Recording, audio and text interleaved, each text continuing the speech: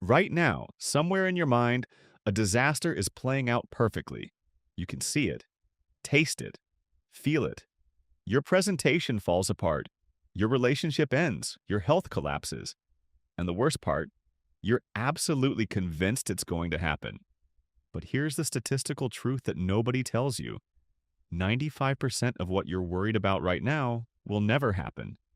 Not might not. Will not.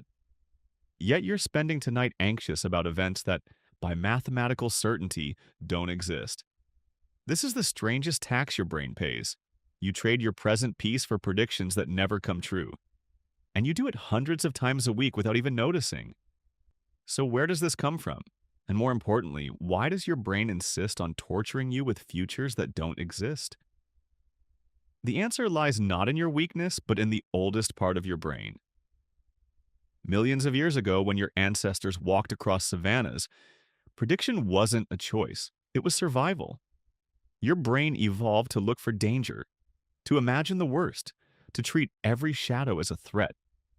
Because the ancestors who didn't imagine the worst, they died. They didn't pass on their genes, and you got here because of them. Because of an ancient machinery inside you that is obsessed with predicting bad futures. But here's the problem. That machinery works perfectly for a real predator that's currently chasing you.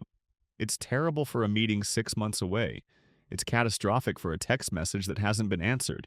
Your ancient threat detection system sees the future like it sees the present, and so your nervous system stays locked in a panic response all day long. Let's look at the evidence. In 2012, a psychologist named Michelle Krask ran a study at UC Irvine with 61 chronic worriers. These weren't people with clinical anxiety. These were normal people. People like you. She asked them to write down every single thing they were worried about. Every worry. Then she asked them to predict, will this actually happen? They all said yes, probably.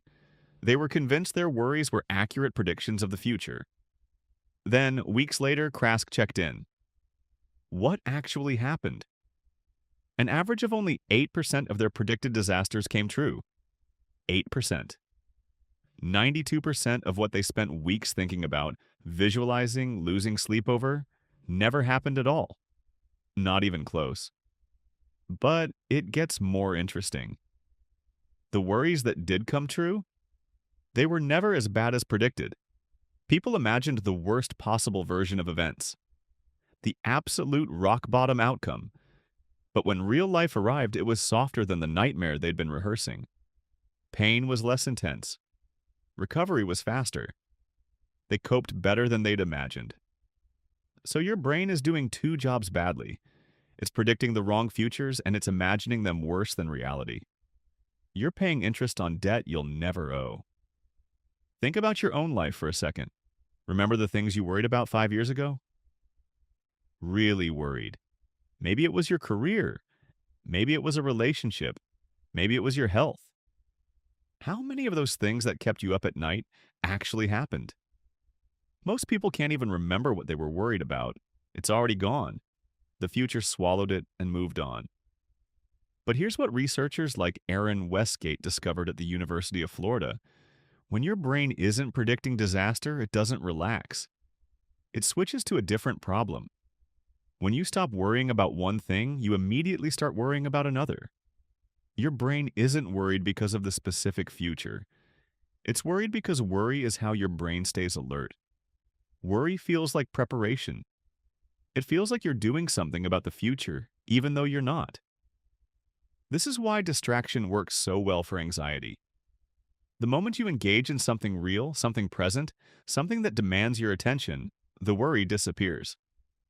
Not because you solved the future, but because your brain stopped trying to predict it. The future is still unknown. You're just not paying its electricity bill anymore. And there's another strange phenomenon hiding here. Researchers call it affective forecasting error. It means your brain is terrible at predicting how you'll feel about things. You imagine a disaster, and you believe that if it happens, you'll be destroyed. You'll never recover. Your life will end. But when that bad thing actually happens, you adapt faster than you predicted. You cry, then you don't. You hurt, then you heal. You're resilient in ways your imagination can't calculate. The psychologist Daniel Gilbert calls this the impact bias. You overestimate how much any single event will hurt you, and for how long. You treat a bad future like the end of everything, but your brain, it turns out, is built to survive, to adapt, to move on, to find meaning in the wreckage. So what's happening is profound. Your brain is an ancient machine running on ancient code. It's built to detect threats, imagine worst-case scenarios, and keep you in a state of alert readiness. That code saved your ancestors. It might have even saved you once or twice. But now, in a world where the actual threats are rare and the imagined threats are infinite, that same machinery is keeping you locked in a panic response to futures that statistically don't exist. Here's the strangest part. When you understand this, when you really know that 95% of what you're worried about will never happen, something shifts. Not because the anxiety goes away immediately, it doesn't, but because you start to see worry for what it is. Not a prediction, not preparation, not protection. It's just an old system running in the background, trying to keep you alive from dangers that are already gone. The people who suffer least from overthinking aren't the ones who think more. They're not the ones who have better predictions. They're the ones who recognized what was happening. They noticed the worry, and instead of treating it like prophecy, they treated it like an overactive alarm system. Loud, insistent, but not necessarily right. This is why the present moment matters so much. Not because it's poetic or spiritual, but because it's the only moment where your brain's threat detection system actually works. Right now, you're safe enough to read this. Right now, you're surviving. Right now, the future hasn't collapsed. And when you notice that, when you come back to what's actually true right now, the whole chain of imagined disasters loses its power. Your brain will keep predicting. That machinery isn't going away. You're not going to wake up tomorrow and suddenly stop being imaginative or cautious. But you can start to see the difference between useful caution and useless catastrophizing.